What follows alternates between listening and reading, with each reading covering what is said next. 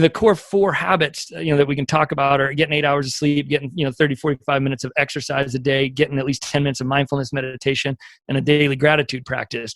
So we,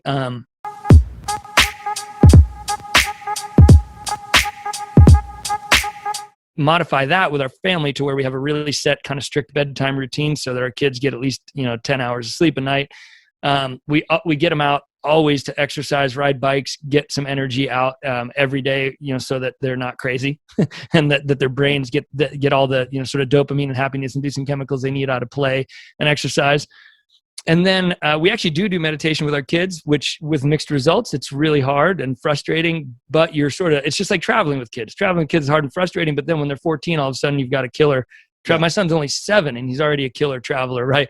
Like, so you pay for your play when you do these things with kids. But my son, when I can actually get him to do it, if I can get him to sit down and do a green ball meditation, by the end of it, he'll be like, Dad, I don't want to come out of the ball.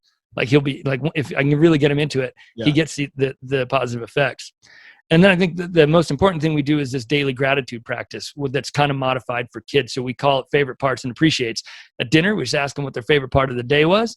And then we do an appreciate for each person in the family around the table every night, so that even if the kid's been pissing you off all day and you guys have been just button heads and you've been in fights, you stop and you took a minute to tell them what you appreciate about them as a human being, right? So you reset that. There's all these metrics that it takes 2 to 3 positive reinforcements to overcome one negative interaction, right? If you think of how many negative interactions you have with your kids all the time, you need to heap on some positive, not senseless positivity, not tell them stuff that's not true about them, not just tell them they're the greatest of all time, but, I appreciated how you supported your sister today. You were a good brother, that sort of thing. So, and you're also taking the time in that to highlight the qualities that you think are valuable in a human being, kindness, curiosity, all those things that you think are valuable. And so that modified, family core 4 process that we do helps to give the kids the tools they need to create better stories, have more positive bits of information to work with, which we haven't gotten to that, how the brain works and how we sort of compile information, but it helps them